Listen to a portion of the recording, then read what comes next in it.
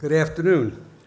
My name is Lee Cooperman, class of 1967, and I'm delighted to see so many fellow alumni here. It's very gratifying. It's a bittersweet moment for me to have the honor to introduce Glenn Hubbard, the Russell L. Carson Professor of Finance and Economics, and our Dean for the past 14 years. Dean Hubbard has recently shared that he will step down at the end of June, closing out 15 of the most celebrated years in the school's history. Very smart man. I announced my retirement at the end of this year. I'm 75, he's 60. He made it 15 years before I made it, before I was able to retire. So I congratulate Glenn on his decision. Dean Hubbard has succeeded repeatedly in seizing opportunities and transforming and modernizing the school. His ability to recognize unmet and growing needs in the business world and across our community has led to a new focus on entrepreneurship and interdisciplinary programs, which resulted in initiatives as the Tamer Center for Social Enterprise, the Richard Paul Richmond Center for Business, Law and Public Policy, and the Columbia Startup Lab. The most powerful symbol of the Dean's impact will become fully visible 4 years from now when we celebrate the opening of the Henry R. Kravis Building and the Ronald O. Perlman Center for Business Innovation, the school's new home at the center of the Manhattanville campus. But beyond the meaningful programs, innovations, and bricks and mortar, we will celebrate Dean Hubbard for building our pride and our belief in the school's capacity to better society by educating future leaders, and for ensuring that our community is vibrant, engaged, and energized by the shared future we will continue to create together. For all of this and much more, please join me in congratulating Dean Hubbard on a job so very well done, thanking him for his devoted and skillful leadership that has lifted each of you and me and all of us up. So a nice welcome to Dean Hubbard. Thank you, Lee. Thanks, Lee, for those very generous remarks. You know, one nice thing about stepping down is you get to hear eulogies and you haven't even died. So it's very, very nice. It's a huge treat for me to stand here before you and talk about the state of Columbia Business School, a place we all love and know well. I have a lot of thank yous and future look at the end, but I wanted to begin with just some table settings, since I know some of you we see all the time at the school, others of you less often, just what's going on at Columbia Business School. And I wanted to start with a handful of numbers. Since I'm just an economist and math person, here are the numbers I want you to think about with me. 720, 54, 61, 736, 1, 1, 1, and 1. So if I start with 720, that's the number of people who are here at reunion. That's great. It is a sign of health of a community to see a big turnout, even though I know most people in this room traveled very far. Some people from Asia or South America. We're very grateful. 54 is the number of countries represented in this room today, which is extraordinary. 61, we have 82 alumni clubs all over the world. 61 club leaders are here. We had a meeting yesterday. I joined them for lunch. They had a lot of sessions about best practices in alumni clubs. That's a sign of extraordinary health of a place if 61 people out of 82 gave up their valuable time to be here. 736, that's the average GMAT score of the class I just welcomed to Columbia Business School. They're incredible men and women, and I'll tell you about them, but they are super, super smart. Now the ones. 4 ones. 1, 1, 1, and 1. The first one is about purpose. There's one purpose at Columbia Business School. We are in the business of innovate, connect, and lead. I'll talk about that a bit more in remarks. That's our touchstone. We also have one strategy. As a school, we have been on a mission with your help, importantly, to bridge theory and practice. Universities are great places. We do idea generation very well. But if we're going to succeed as a business school, We need to be close to the practical world around us. That one strategy has been very important. The third one, $1 billion. This group, this community together has contributed $1 billion to Columbia Business School over the past several years to build its foundation. Numbers and money sound abstract, but not when you think about buildings, changing lives with financial aid, helping faculty with ideas they wouldn't have had, the startup lab that Lee Cooperman mentioned. There's no magic to those things. It's about mobilizing the financial resources. The last one is the most important. One Columbia. As a business school, our community has always stuck together for the school. But we're also part of a fabulous university. You know, whenever I welcome students, I tell them they're going to be wasting their 2 years if they don't see other parts of Columbia University. This is very important for Columbia Business School. So those numbers are key to our story. So the highlights I'll work on with you during our time together here are just to talk about at a glance what's special about Columbia Business School. You know, I don't know about you, but I hate it when business leaders tell me their company's excellent. I don't know what that means. I need to hear some sign of distinction. I'll give you my pitch on what I think ours is. We'll talk about some strategies to deal with challenges and opportunities that business schools generally, top business schools in particular, and Columbia Business School in particular face, and then look ahead at opportunities where we need your help and your engagement to be part of the mission that we're all on. So at a glance, Columbia Business School, depending on when you went to school, has changed a lot, and it continues to change, and it will change. Business schools and universities tend to be among the most innovative parts of the university, and I'm very proud of that. So why is it that we think Columbia Business School is one of the best? So formally, we have to ask ourselves, who are we, and what makes us distinctive? We can't say we're distinctive because of those high GMAT scores. Our GMAT scores are at the very top, but frankly, any top business school has smart students. Any top business school also has very talented faculty. Top business schools also have distinguished alumni networks. What's special about us, that purpose that I mentioned, that strategy I mentioned, we're able to come together, and it's in that bridging of theory and practice that we're distinctive. Now, there isn't any business school dean from Central Casting who wouldn't say the words I just said. The difference is we can and do it with your help. That's what makes us distinctive and why this school is one of the very best. Who are we? And this has changed a little bit depending on how often you look at us. What businesses are we in? So our core is the MBA.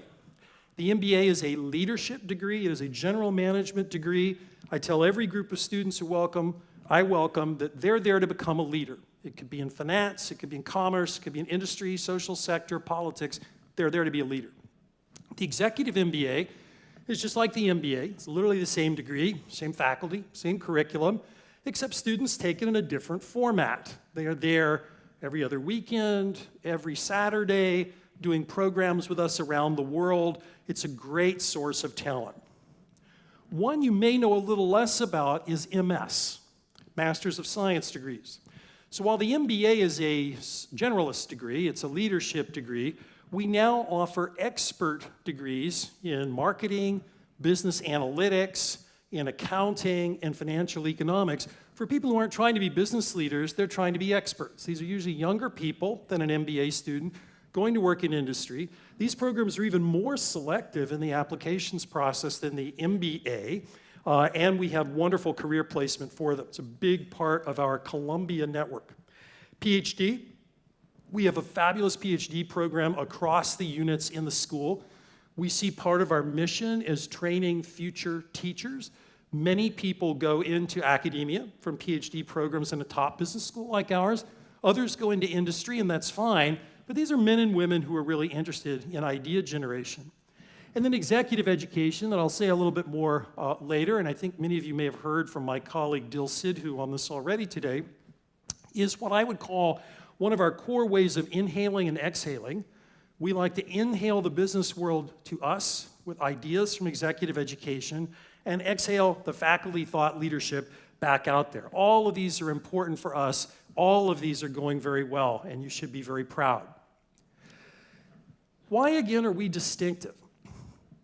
It's all about networks. We have the strongest network in the best location in the world. We sit in a global financial commercial center. We embrace that. We had students this morning talking with the school's board about the number of times they see a practitioner in a given week and semester, team teaching with a faculty member. It's an experience we can deliver that very few people can. We have global access, which is a code word for you, of alumni all over the world who stay close to us, whether it's in clubs and events, coming to campus, doing admissions interviews, reflecting the brand. Alumni are a secret weapon for us. You are the flag of the school. There are 46,500 alumni. There's one of me and a staff. Chances are, what somebody thinks about Columbia Business School, they think it because of something you said or did as much or more than something I said or did. I'm very proud of our faculty. Xiangjin Wei, I think, is on the program of this conference. I put him there. We have a faculty that's not just top of academic leadership. They're men and women who care about practical problems in the world, and practitioners like Bruce Usher there, who come into the program as full-time teachers so that our students see both. Let me go back to that idea of purpose. Innovate, connect, and lead. Our thought at the school is that every student ought to think like an entrepreneur, and that's what I mean by innovate. And I don't mean by that I expect every student to be an entrepreneur in the sense of starting his or her own business. It's great if they do. But if you think about a business person you admire, think of him or her in your mind's eye, chances are you admire him or you admire her because they identified and captured an opportunity before somebody else did. That is entrepreneurship. That is something we need students to do. A second element of our purpose is about connection. I happen to be a subject matter expert in a particular area, economics. But if you're going to understand problems in the world, you have to connect dots far beyond a subject matter expertise to politics, to context, to the social sector. We do a lot of that in the MBA program, really coming from the financial crisis and seeing what went wrong, redoing the way we teach the core curriculum. And then finally, leading. I told you, we're there to train these young men and women to be leaders of organizations. They'll do so more quickly than my generation did in going to school. But what I always share with students with this purpose is that I have a radical thought. And I know I probably don't look like a radical standing up here. By Republican standards, this is a radical slug. These are teachable skills, every single one of them. Thinking like an entrepreneur, connecting dots, leading, they're actually teachable skills. The premise of our core curriculum is exactly that. I'm not saying I can make everybody Bill Gates, and I can't make everybody Gandhi as a leader. I'm not saying that. But we can unlock the potential for all these things in our students with our faculty and with your help. Let me tell you about these amazing students. I just put up 3 here. I told you that all their stats are interesting, but what's important to me is not the numbers about them, it's their incredible diversity. They come from all over the world. They come from every possible industry and background, every possible perspective. That class that I just described with a 736 GMAT, 41% of the class is female. Our class as a whole this year will be 42% outside the United States. And again, the industries that students represent come from all over the gamut. One thing that's important in attracting these men and women is the assistance we give them. You might ask yourself, well, how is it you're able to get a rock star class in IQ, the most diverse class ever in every metric, and pull that off? We're in a competitive world. It's called financial aid. So we give students, as do our peers, substantially more financial aid than we have done in the past. It is our secret weapon in recruiting and getting the best classes ever. I'm perfectly aware that I owe all of you a debt of gratitude for that. That is philanthropy in addition to our operating surpluses. On the other end, where are students going? What's going on in the school? The top-level stats belie really interesting stories. So basically, to the first approximation, Everybody who wants a good job has a good job, and they're relatively happy with it. That's fine. But there's big differences than what you might have experienced. So first of all, think about the kinds of jobs students want. Depending on when you went to business school, you may have a handful of firms in your head, and probably some of those firms are still right. But think about going to the gym and lifting weights, and think about the weight here and the weight here. This weight here is traditional employers, McKinsey, firms like that. The other weight, though, that's just as heavy as you lift them, is firms that hire 2 or fewer MBAs from us in a given year. Now, some of those firms may be mature companies. They just don't hire as many MBAs. But there are often as not young companies, startups. Technology and consulting are at the very top of our recruiting hierarchy. Financial services, also very important for us. But the young company world is very important. So when you think about how we manage career services, it's very different than it was in the past. We rely a lot on alumni coaches and outreach because you can't really scale a solution with professional staff for this kind of world. And the world is only getting more like what I have just described. I'm super proud of our faculty. The picture here is of Wei Zhang. Wei is a finance professor who is our vice dean for curriculum. It's hard to be one of the most talented researchers on the faculty, definitely a star teacher in corporate finance in the classroom, and also an incredible citizen in the school. We have faculty like Wei everywhere, and Wei is terrific.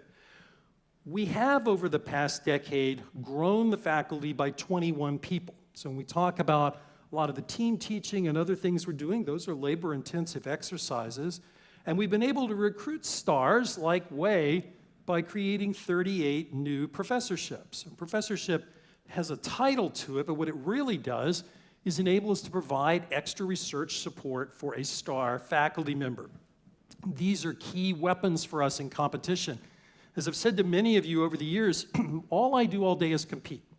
I compete for the best students, the best faculty, and for your attention. I'm always aware of that. And faculty are key to that. If I have one more star faculty member, the impact that we can make in teaching, in research, and in the world is just off the charts. Very proud. One of the ways we do that with faculty is through centers and programs and institutes. One of our flagship centers is the Heilbronn Center for Graham and Dodd Investing. Value investing obviously has a historical home at Columbia Business School. I'm very proud of the heritage going back to Benjamin Graham, who was a practitioner, and David Dodd, who was a faculty member. The idea of theory and practice, not unique to me, it goes all the way back. It's been in Columbia's DNA. But I'm also proud that we have 2 additional generations. So my colleague, Bruce Greenwald, who, if you come to a session with Bruce and Joe Stiglitz and myself tomorrow, you'll see, Bruce reimagined value investing with us, with a team of very talented practitioners. Succeeding Bruce, who's now retiring, is a man named Tano Santos, another faculty member who is doing the same thing in his own way. Columbia is not just a museum of value investing, it is the frontier of value investing. Another big game changer for us is the Chazen Institute for Global Business. This institute is our key way of opening up to the world in everything from the student trips that literally go all over the world in our MBA program and executive MBA program, to support for faculty research, to projects on globalization and its impact, ways of bringing external scholars to Columbia Business School for visits, all possible because of the Chazen Institute and Jerry Chazen's philanthropy in particular. Institutes like those that I just described in value investing and global business, each of them has a board composed of practitioners. Because I've told each and every center director they need to be doing 3 things. They need to be generating ideas and scholarship, they need to be active in the MBA program with curriculum, and they need strong outreach to alumni. Part of that is jobs for our students, part of that is ideas. Each of these centers has a very strong alumni board. The Lang Entrepreneurship Center is another flagship I'm very proud of.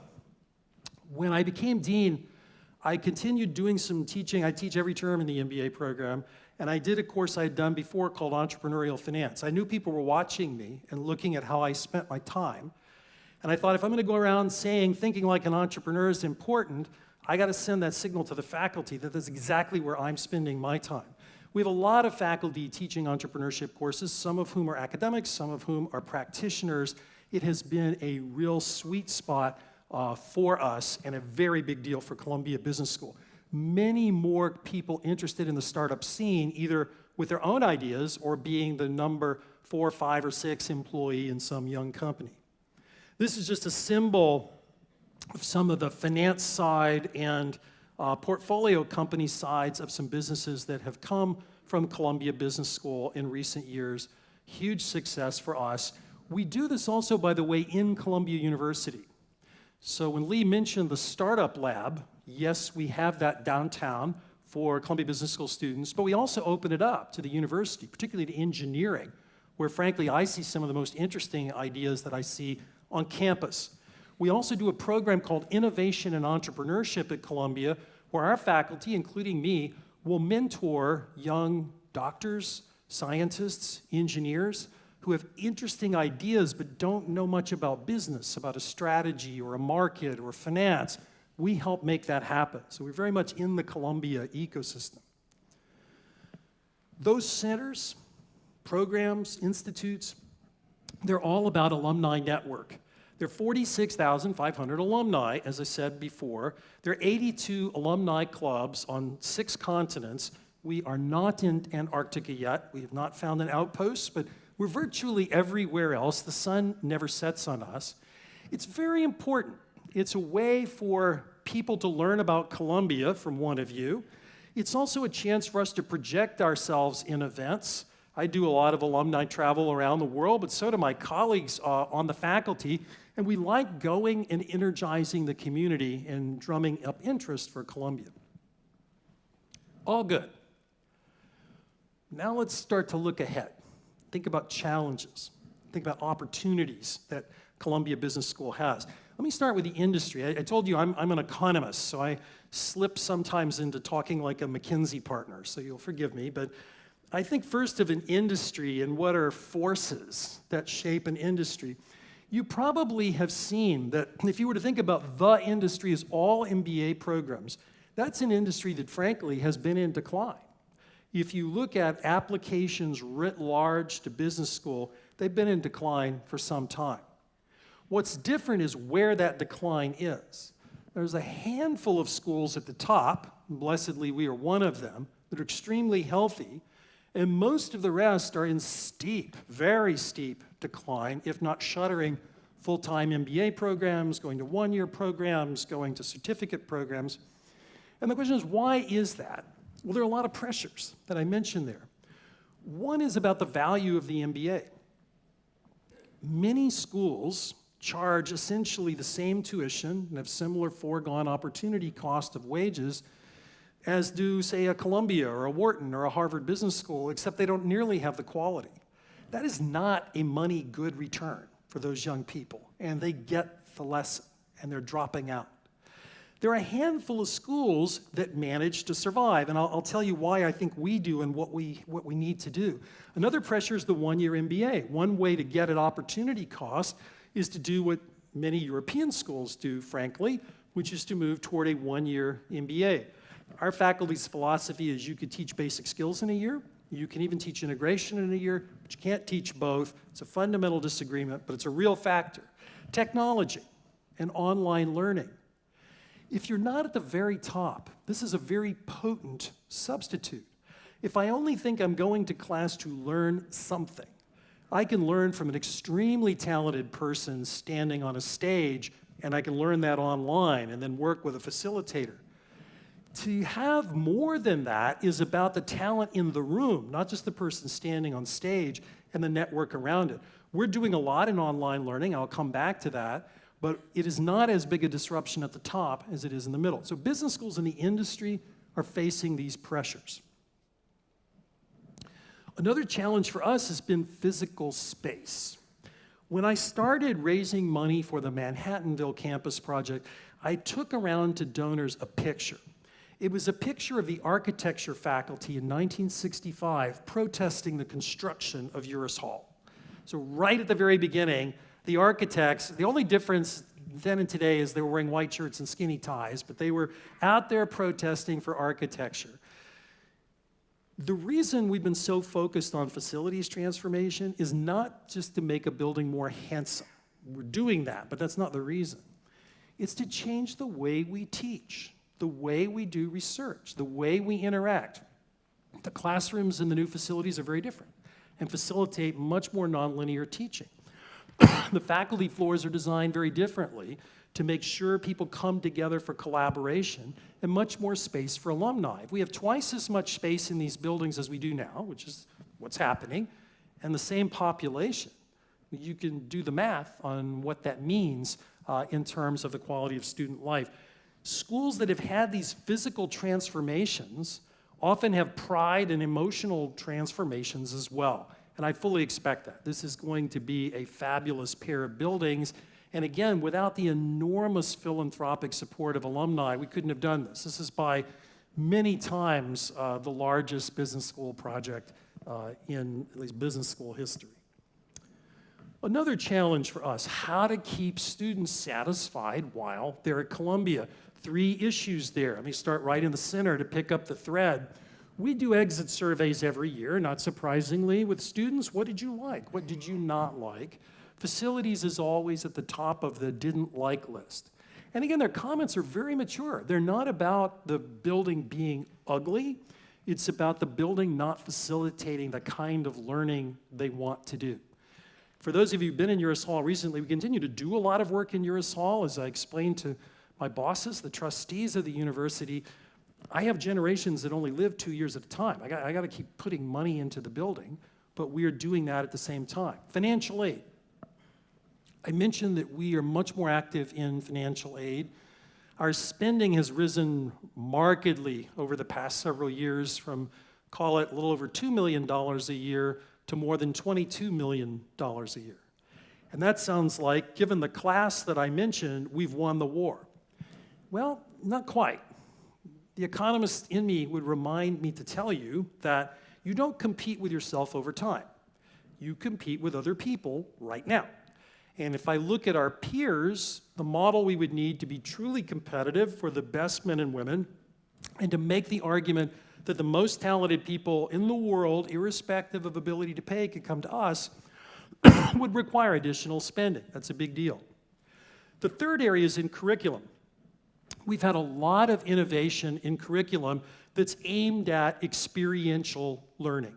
So the team teaching I mentioned, immersions, where we take students into industry verticals with projects, with business people, as almost consulting arrangements, have been a big success for us in holding students' interest.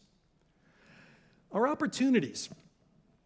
We have to be able to answer some questions for everybody in our network.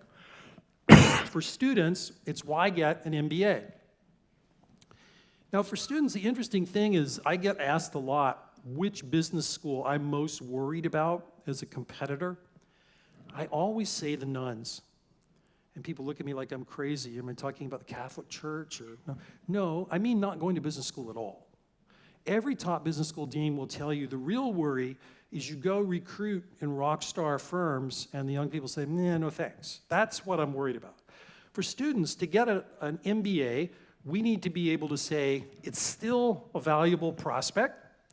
We need to be able to say you're going to get exposed to ideas you might not have seen on your own, and you're going to get a better network of the men and women around you and the alumni network.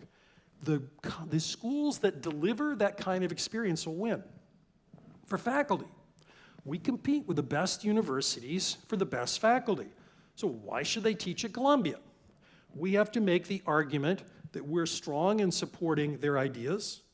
And there, what we do is a strategy. We have a vice dean for research whose sole job it is to help faculty accomplish their ideas.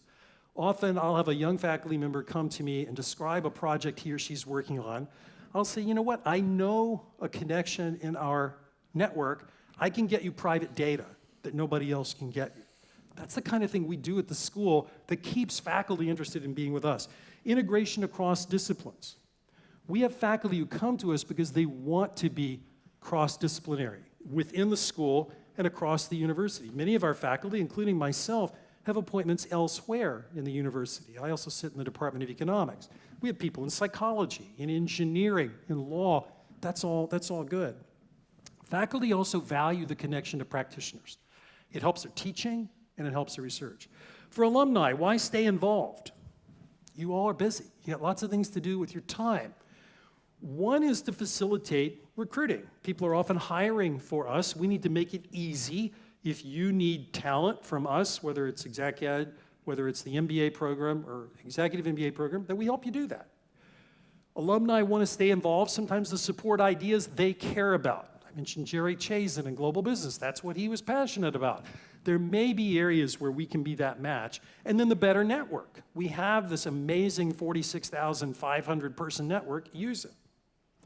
The university. What does the university get out of the business school? Well, first of all, financial benefits. Business schools tend to be among the healthier parts of universities in terms of cash flows, and we're no different there. But universities also value the research connections. The Columbia president, Lee Bollinger, said many times, and I agree with him 100%, that a lot of the great problems people are working on really are management problems. They're not the we don't know what to do. It's we haven't done it or we don't know how. That is something that we can help with. And then obviously the university very much values cross-university collaborations. One nice thing about Columbia is we're so sandwiched in together in New York. People do talk to one another. There really aren't the silos of many of our peers. It's all good. Another opportunity is place. I mentioned the Manhattanville campus before. I think the big win for us in Manhattanville is the new classroom design. The fact that you'll have breakout spaces everywhere, the fact that faculty will have smaller private offices but larger public spaces, and the huge number of spaces we will have for alumni. I've told this story to the school's board before, but I still remember one time coming from the center of campus back to the business school, only to see Jamie Dimon sitting on the steps of Uris Hall, because we didn't have any place to put him. And I thought, man, this is not the way I want to do this. It's not a career-enhancing move for me. So we are working on that, and Manhattanville is definitely the answer. We will be, think about Low Library and the Low Library stairs as a center of the traditional Columbia campus. That is the space that we will occupy. Two beautiful buildings with a connection underground to move materials and people during inclement weather. Another opportunity for us is our financial muscle. Make no mistake about it, this is critical for us. If you think about the mechanics of flows of funds in a business school, tuition for us is about 2/3 of our budget. And so whenever a student will come up to me in the cafeteria and say, I paid my way, I go, no, you didn't. Basically, tuition's 2/3, so where'd the other third come from? Well, it comes from philanthropy. Either today or yesterday, there's an endowment, which obviously provides an income, and current giving. So it's critical for our business model of supporting financial aid. The good news for us is, as you can see in these numbers, I don't need to belabor them, we've had huge growth in the number of alumni participating in the life of the school, whether it's being involved in the school directly, whether it's financial contributions. The current endowment value is $742 million. And again, if we're thinking about competing with ourselves over time, that's great. Even though we are building this building, we did all the other stuff, the endowment is still roughly tripled over this period. The problem is, you don't compete with yourself over time, you compete with others today, and if you look at our peers, we're still a bit off the mark. The good news is I have for you, and I'll say a bit more in a minute, we don't have to match them financially. We have very important advantages I don't think they have. Another opportunity is online. We are not in the business of an online degree. Some business schools have gone that way, and you would predict which ones have. There are schools that really don't have a differentiated product. But that doesn't mean online isn't important. Online has been a big part of our revenue and profit growth in executive education. It's enabled us to enter markets that we weren't there before, and we use that content to help in the MBA program. So part of it is we will level set skills with pre-MBA. You know, our students are all smart and interesting, but they're different in their backgrounds. You could have a student, I teach finance, I could have a student come to me in finance who's basically already a finance jock, and I can have another person who is an artist. And we have to level set that skill. We also can use this for alumni outreach as well. If somebody says, what's marketing like today? Well, here it is. So this is all really important for us. So we're not in the online MBA business, but it doesn't mean online isn't important for us. We do a lot of work. We're in the middle of a big project in value investing, which I think will be very big for us. Another opportunity for us is in cross-campus collaborations. I mentioned that the Columbia campus gives us some natural advantages here. Now this will become marginally tougher with the move to Manhattanville. It's about 7 blocks away from where we are now. I don't think that's a big deal, but it's certainly there. If I think about the pieces that we have that are already interwoven in Columbia University, the first is entrepreneurship. The way I think about entrepreneurship in a university is think of hub and spoke. So we're the hub. Everything involves business, but there are lots of spokes. There are interesting projects, digital, fintech, and other things in engineering. There are some life sciences devices projects in medicine.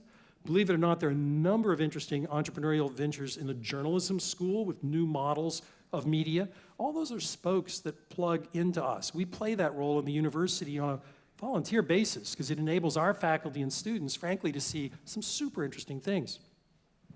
We do the same in global business with the Chazen Institute. Many of the global efforts in the university center on programming in our Chazen Institute. We're good at this.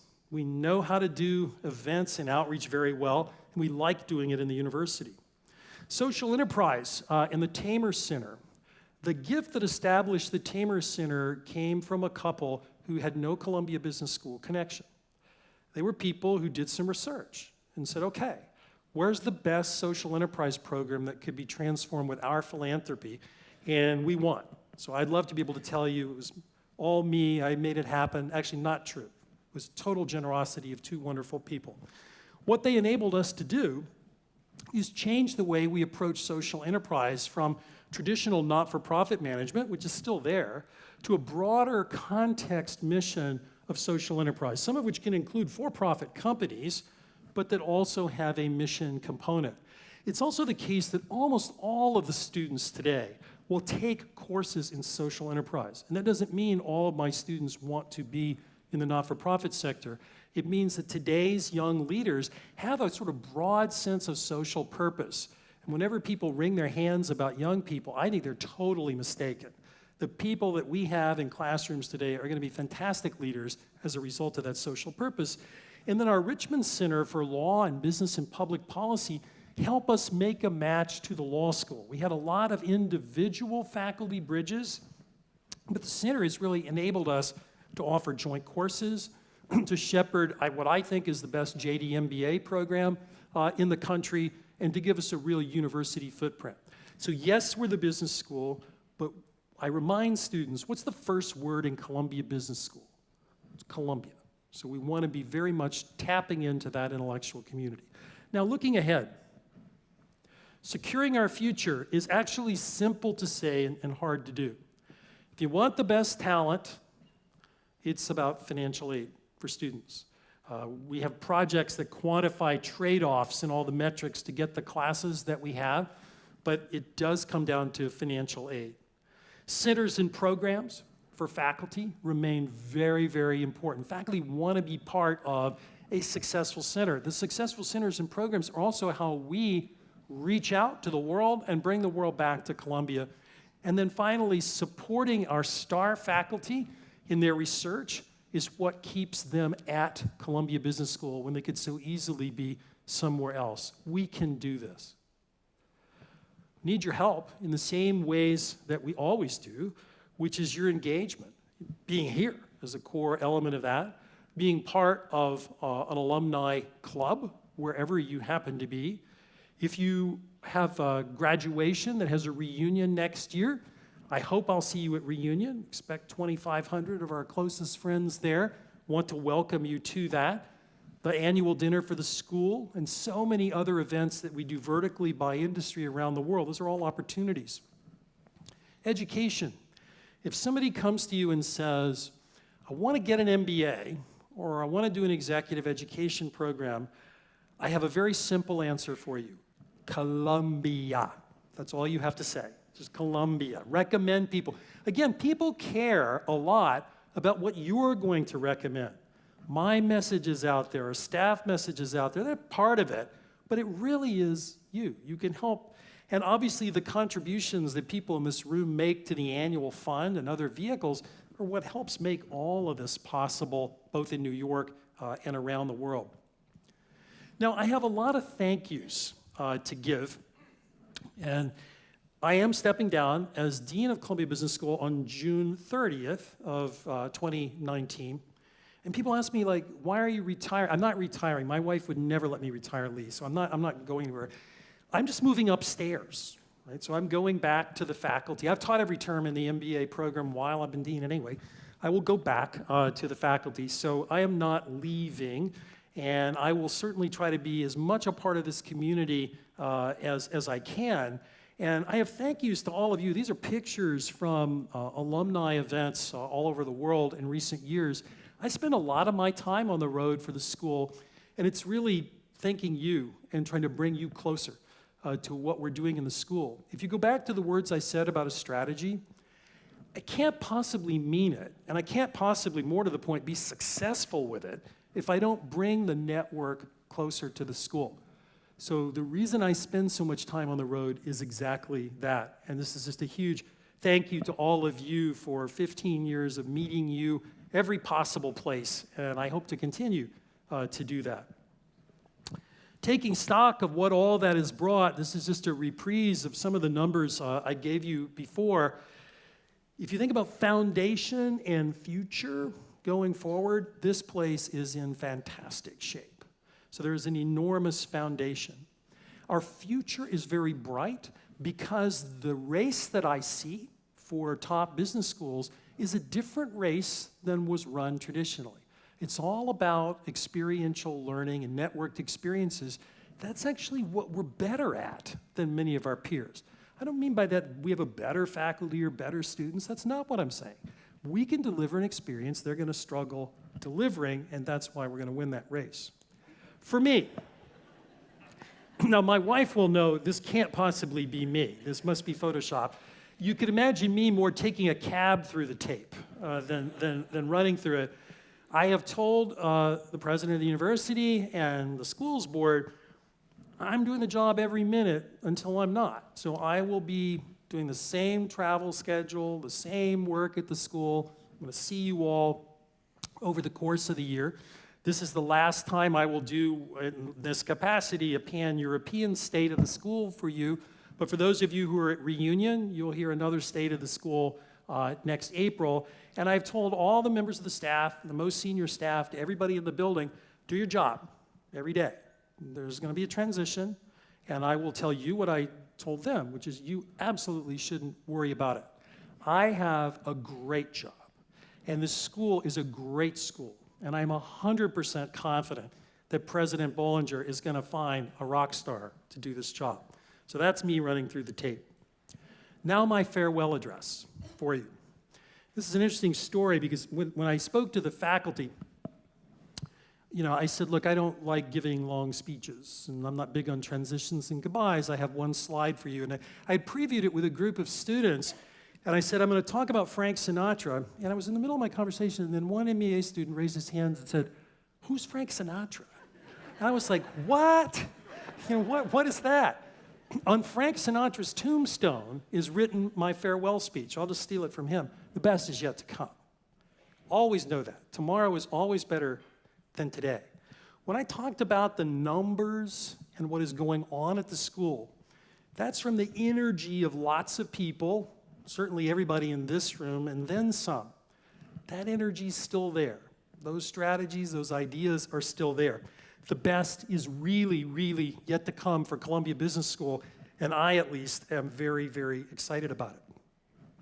So are my thoughts for you. I wanted to leave a lot of time for questions to see if there's anything on your mind. I suspect we have microphones that can come around the room, but happy to take any question that's on your mind. Sort of hard to see with the lights, but if somebody stands up or raises a hand. Do you guys need coffee or something? What's up? What's up? So you can't be a room with no questions. Okay, here are the lights. Yeah, Lee. Who would you say is the most effective competitor competition in terms of students? His question was, who is the most effective competitor in terms of students? I think the staff would kill me if I literally answered your question, although I do have opinions. I think what I would say is there's not a huge differentiation among the very top business schools in the students on observable metrics. So our test scores are higher now even than Stanford, but honestly, if you go to any top business school, the people are smart. I think what's different about our students is their amazing diversity. And if I think about which schools are best able to compete on that metric, it would be Harvard Business School. Stanford Business School is a fabulous business school, but it is more sector focused. But frankly, I think in terms of the raw talent we are seeing, I think it's amazing. I mean, again, any top business school, you're going to see some of the most amazing young people on the planet. I think where we're going to win the race is not finding them, because every top school is going to find some of them. It's what we do with them, and I think we'll win that. Sir. What was the most exciting moment in this 14 years, and how can we help you to replicate that again and again and again? Oh, wow. It's certainly very hard to say what the most exciting moment is. Probably getting a yes from Henry Kravis. The building, so if you want to replicate that, I'm all ears.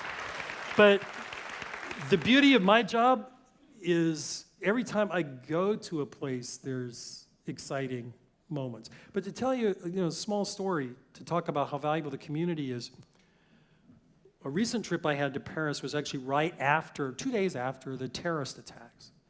And I was coming in to do a centennial showcase about the school. The school turned 100. I went all over the world and did it. Some of you may have seen my spiel. So people were contacting me saying, well, I'm sure you don't want to come to France. I said, absolutely not. I was in the White House on 9/11. I'm not afraid. I don't want you to be afraid, and I want you to come. And we had a record turnout crowd. That's what Columbia, what's exciting is every time you go to a place, you see the love and energy that people bring to the school. But I'll still accept that large gift from you, if you'd like. Yes? What would be the best piece of advice would you give to your successor? The question was a best piece of advice to give a successor. I would think that, there's a million things one could say in a note in the drawer, but it's actually pretty familiar in picking a leader. It's really about listening and resilience. In universities, they're actually very complicated places. I run an organization that's much smaller than what many of you run, but I venture to say it may be a little more complicated. If you ask me the question even, who's my boss? Well, there's a de jure answer to that question. It's President Bollinger, it's trustees. But frankly, you're my boss, students are my boss, faculty are my boss. Listening and resilience when constituencies don't agree, I think is up there. And I would urge, as the president thinks about, picking a new dean, the way I would think about the process is what I call the what before the who. What is the question you're trying to answer? What are the characteristics you most want from that man or woman? And then the names will fall out. Charles. For those of us who are, in the kind of the autumn of our years, we have certain concerns about the future of our country. What do you hear from the students as they are really embarking on their careers, what concerns do you hear them expressing about the world we are living in? It's a great question, Charles. I'll answer it in pieces.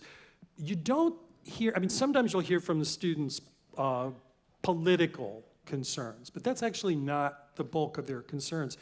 Part of it has to do with what's the climate in our country right now. So I told you that 42% of the students are not from the United States. And so imagine yourself on campus and you don't look exactly like me, or you don't have the background that I happen to have. Is our country welcoming? You know, when you think about what is the case in terms of business school applications, part of the reason business school applications have been in decline for top US schools overseas is the perception that maybe the United States doesn't really want non-Americans. And I have said this until I'm blue in the face in Washington, that I want the smartest people in the world to want to live and work in my country. And I don't say that because I'm charitable. I'm not. I'm saying it because my country's better off, and I'm better off by doing this. I just don't understand it. The other has to do with the job market. So of that 42% of students who are not Americans, half of them want to work in the United States, at least for a period of time. So call it 20% of our entire large MBA population. That's a lot of people, and there's a real concern about visas. So I think that's really the bulk of it. I would say that there's also a concern, you know, we're in a program that is training students in decision-making and analysis, and to see expertise diminished among our leaders is probably a little unsettling for students. It's certainly unsettling for me. But I think those are their big concerns. Yes? Yeah, thinking, is it working? Yeah. Yeah. Thinking about my children too now, this is what comes into my mind. You showed a slide that indicated, I think, 94% of students graduating with an MBA would find a job, but you also mentioned 100% for internship. So the question, which has to do really with employment/unemployment, is from your point of view, what's going on with the capability for our children to actually find job going out of Columbia University for an MBA program? Okay, great question. I'll do the quick technical reconciliation and then go to what I think your broader question is. The quick technical point is the 94% is within 3 months of graduation. Some students, particularly in a strong market, are rightly very selective about what they want to do, or in a sector where that takes time. But I think the bigger question is, you know, what world will look like for our kids. Anybody who's going to go to a very top business school, as long as they're getting that experiential leadership-based training, they're going to do fine. Virtually anybody who talks about the future of work talks about the people at the very top of the, intuition distribution and analysis distribution as doing very, very well. So they're fine. What keeps me up at night is not our students, but the people with whom they'll work. So to tell you a little story, in a couple of weeks' time, I'm going to Youngstown, Ohio, with a group of students. It's my second trip. I went last year too. And the reason I did it was to show them that there are people in the heartland of the country who are very good people, very smart people, who don't have the same opportunities. And if you're going to lead and manage people, you need to understand a little about how they think. What I worry about are the opportunities for people who aren't of the capability of everybody in this room or my students. What are we going to do as a society for that? One of the courses I'm going to be teaching, going back to more teaching, is a class on the future of work. That is on how you think about organizational design and support for work. And I'm thinking here about the people below the caliber of my students. But I think for students at Columbia, the future is just incredibly bright. I mean, there are economic cycles, so in a downturn, it's harder than an upturn. But structurally, I shed no tears. They're doing really well. Yeah?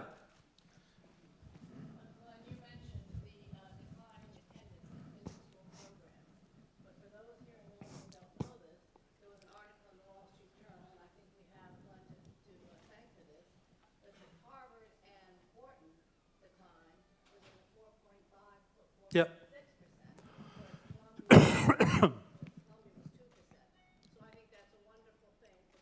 Yeah, just a great question and observation. So the question, many of you may have seen it, last Monday, I think, the Wall Street Journal had a picture of applications at schools. There are 4 schools that have, at least as long as I can remember, dominated the applications league tables. There are 2 clumps of 2. The top clump of 2 is Harvard and Stanford. And you can think of Stanford as even being more elite, because Stanford's a very small school. So in terms of applications per seat, it's really Stanford at the very top. And then come Columbia and Wharton. And then come a big drop going down to the next set. Those are in levels of applications. And those numbers really haven't moved a lot. Our school was down a little over 2% year over year in applications. And under the hood of that was 2 things: marked decline internationally and marked increase domestically. Harvard, which had 6% year over year decline, had the international decline, but without the domestic uplift.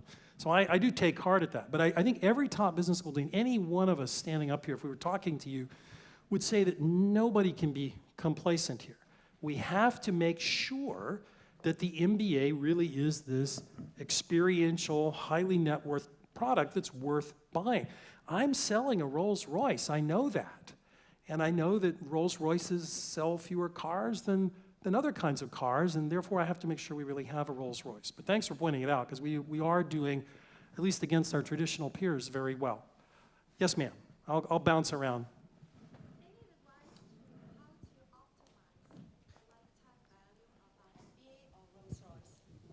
Okay, the question was how to optimize the lifetime value of the MBA. One of our taglines at school really is educate for a lifetime. We're not just trying to give you a skill set for some job you do right away or even in 5 years. Several things I could recommend. One is staying connected in alumni groups, because that way you see different age distributions, different industries is very important. Exec ed opportunities that we offer alumni.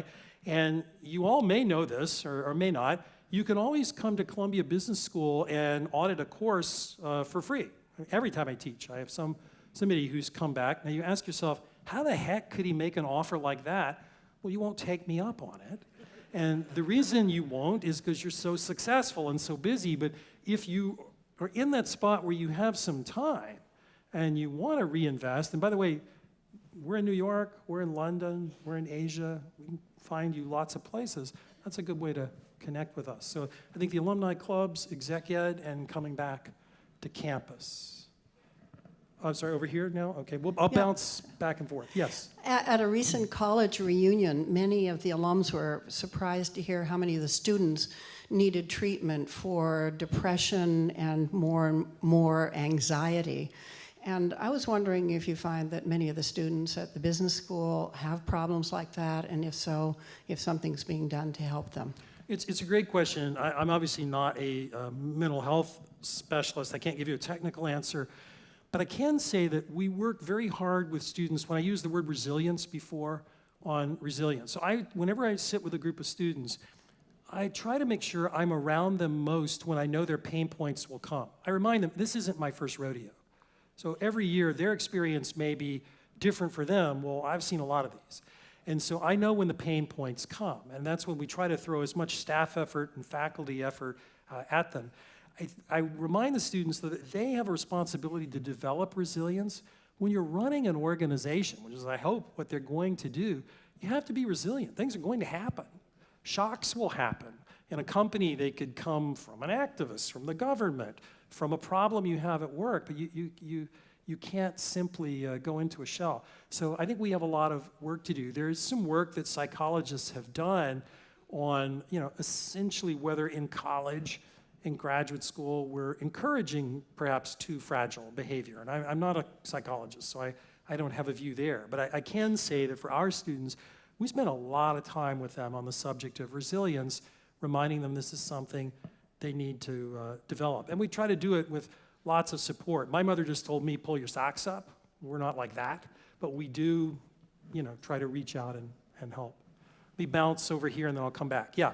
Could you talk a bit about what Columbia is doing to connect private capital to the internal resources that you talked about in the Lang Center, in the Heilbronn Center, et cetera?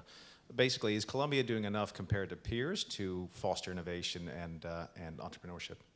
It's a great question. So I think what you may mean is like investment funds. Is that what you mean by private capital?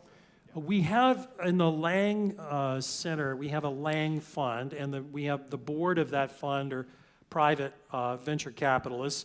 Likewise, in the startup lab, we have that.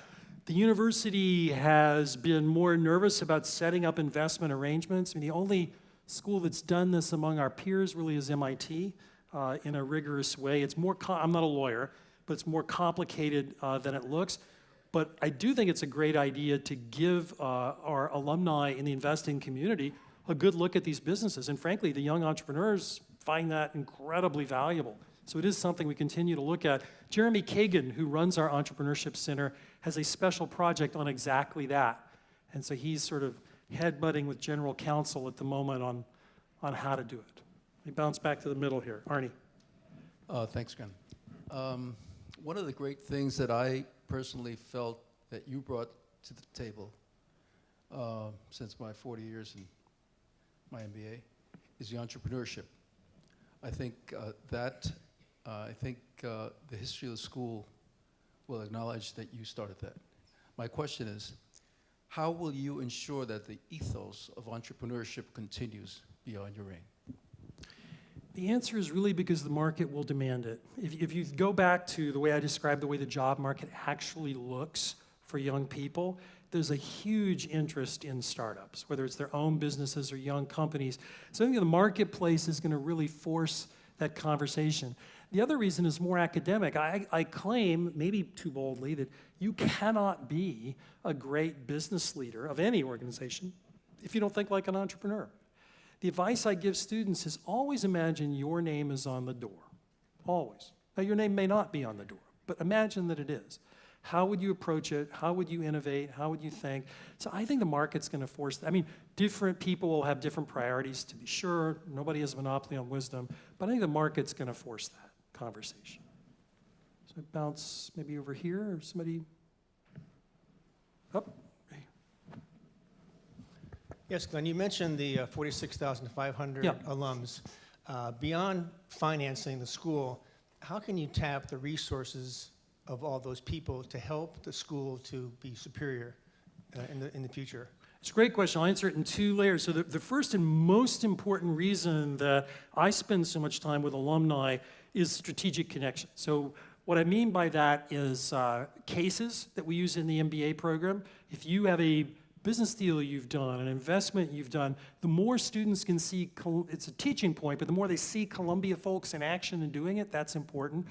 Obviously, coming close to the school in terms of hiring the MBA students, you know, I'm selling 1,000 people a year. I need your help. I need you to help me place them. And as I said, reflecting back to us, you know, in any community you come from, when somebody thinks about going to business school, they're going to ask you and ask you what you think. And you should obviously be honest, but if you love the school, you should say so. Those are really the key things. Now to the second piece of how you do that, so I think that's the why. The how is alumni clubs are a great way to make that connection.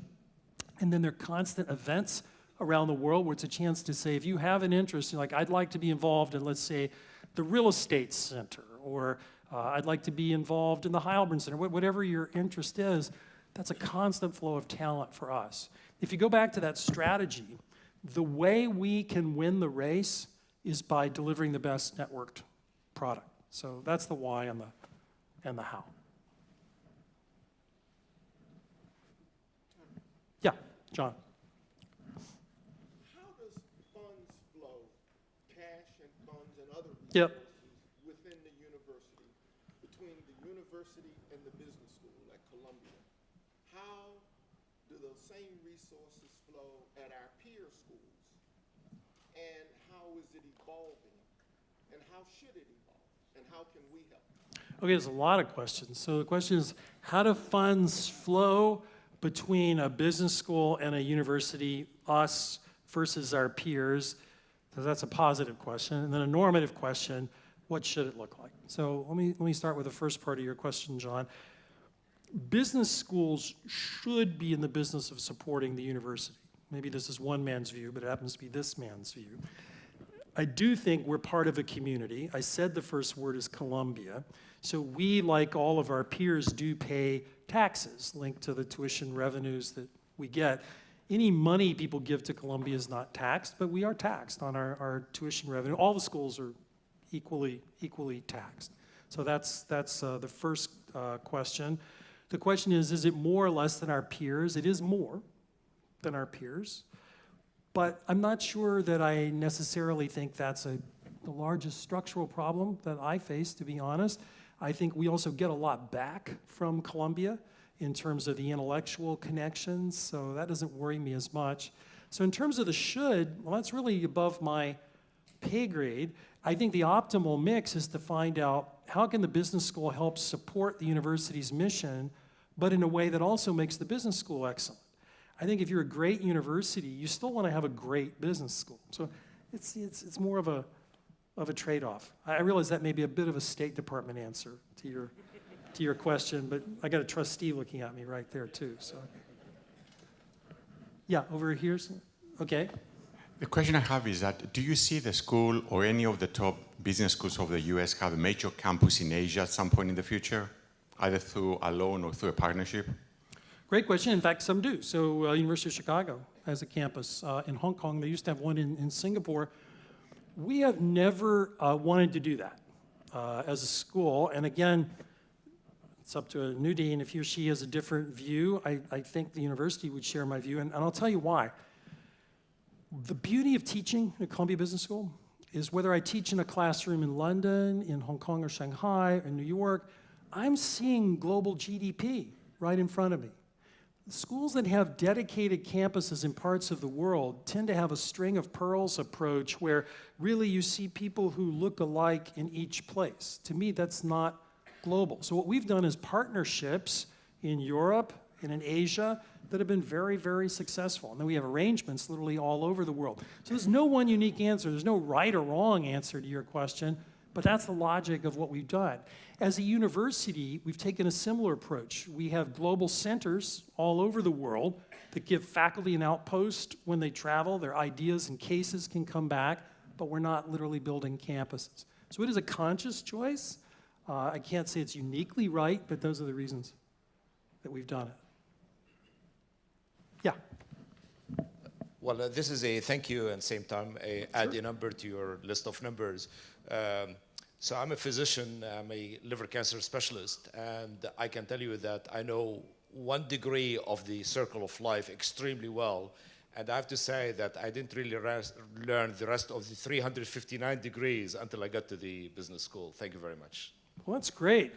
Did we get that on film? Thank you.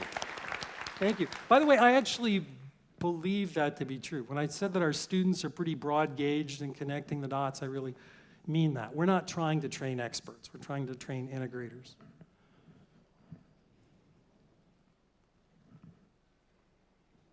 Other questions? Yeah, right here. Dean Hubbard, could you give us an update on what the math looks like in terms of the return on investment for the Columbia MBA tuitions and prospects, the back of the envelope analysis? Well, it depends on per person. If you look at the Financial Times, which does these rate of return calculations, we're always in the very top handful of schools. Let me take it in pieces. All top schools have a lower average rate of return on the MBA than they might have had several years ago. Among the top schools, the same cluster of schools, thankfully including us, are always at the highest. Looking under the hood, there's just a huge dispersion. Some people go into highly remunerative industries, others in part by choice or choosing something else, so those averages are across. The way I like to think about it is I want students to feel two things: that they got the money's worth on their investment that they had hoped for, meaning given the choices they've made. Obviously, if they're working in a not-for-profit, that's not the same as working at Goldman Sachs, so they have to be dependent on that. And second, and probably just as important to me, is that they feel that the skills that they got are valuable. And often those skills evolve over a career in terms of when they show themselves, not necessarily in the first few years. So the only calculations people do tend to be these FT ones, which are 3 years after versus when you started, so call it five years. One of the reasons many business schools are struggling is they're not delivering a money's worth. Right now, if any young person comes to me and says, should I go to business school? I would say, well, it depends. If you think you can get into a very small group of schools at the top, let's talk. If you think not, frankly, you're probably just better off with work experience. The money's worth isn't there. Now, you may have social reasons or other reasons to want to go. I'm not saying money is everything, far from it. But if money's worth is what you're after, there are only a handful of schools that are going to really deliver. Yeah. What is the minimum GMAT score that you are requiring presently for admission? I don't know that we don't have minima and max. Well, I assume there's scores where we just sort of fold the application and put it in the drawer. I don't know where admissions draws that line, but I will tell you our strike zone is awfully good. So for example, if you ask the question, what's the average GMAT score of the entire applicant pool? So not the people that I welcome to school, the whole applicant pool is still over 700.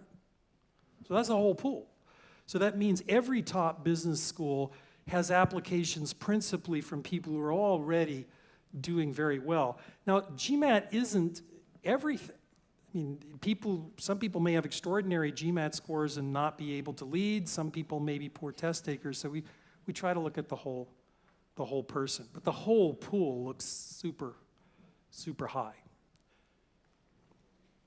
Yeah. So I'm really impressed by your numbers of the 40% of women in Yep. MBA program now, but we still have a really small amount of women in top positions in Fortune 500 companies. So what do you think Columbia can do to help that statistic? It's a great, did everybody hear? So the question is, impressive to see the fraction of current MBAs who are women. What is the school doing to help women further along in their careers? And this is a huge challenge. I see this in work as a corporate director as well, looking for female executives, female board members. We have a women's circle among key alumni that is very focused on this. In school, we have people who are alums of what's probably still our largest student organization, Columbia Women in Business, who do this. And then we have tried several times in executive education to do special exec ed programs targeted principally at women who may have left the workforce for a period of time and then re-entering the workforce. Corporate America really has to change. And the major institutions that hold a lot of shares are driving a lot of that change. Investors like BlackRock are looking for at least 2 women on a board. There are states in the United States like California that have moved to quotas. In Europe, there are quotas in many countries already. So I think this pressure is there, but the question is really, how do you develop the talent? So I think that is the exec ed experience and trying to keep as many women going into top business schools as possible. But there's no silver bullet. Yeah. Hi. When I started at Columbia 15 years ago, after a few high-profile arrests and suicides, Columbia had instituted an ethics program as part of the core curriculum. Did Columbia decide to stick with that, and what have been the developments sort of over the years? Yeah, we have a program called the Individual, Business, and Society that is part of the MBA core, has been for some time. And the justification for it, or the reason that we do it, is to make sure that students think hard about values and trade-offs. By the age of a typical student who's coming to school, call it 28 or so, we're really not going to fundamentally remake somebody's values map. But what we can do is say, here are choices and consequences in your decisions. And we do that throughout orientation. We do it throughout cases through the entire core curriculum. And we give them opportunities to talk to executives about gray areas in decision making. Very few ethical lapses are black and white. Occasionally they are. But often they're a slippery slope where somebody suggested something gray to you and then eventually it becomes black. So we try to do that with all of the students. It's been a big issue for us because, students are looking for that kind of grounding. And frankly, we remind them the consequences of unethical behavior are just enormous. Your reputation takes years and decades to build, but can be destroyed in a matter of minutes with the wrong behavior. So that's the approach we've continued to take. Now, some schools are different. They have separate ethics classes, and I'm not saying one is right and the other's wrong. We didn't do that because our fear was students would marginalize it and say, oh, that's ethics. I'm not going to pay attention there. If we weave it throughout the program, sometimes they don't even know that it's Ethics Day. That just happens to be what the case is. Yep. Dean, thank you very much for coming. Just a question. Are you happy with the name change from GSB to CBS? I like CBS. I don't hate GSB. I mean, we call it Columbia Business School. I think formally it's Graduate School of Business in Columbia University in the city of New York. That sounds like a lot as a tagline. I realize a television network had already stolen CBS, but they may be struggling a little. We may prevail longer. So I'm fine with it. I think it helps identify the school. No, in all seriousness, you want a simple way to tell a story about yourself. So don't hate either one, but CBS seems fine to me. Anything else on your mind? Yes, it'll be difficult for anybody to fill your shoes, but I think the biggest thing that I find in you is you lead with your heart. Thank you very much. Well, thank you. I